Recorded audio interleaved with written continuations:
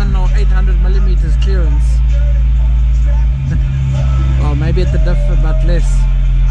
So the diff is fairly low, but the rest of the car, look at that.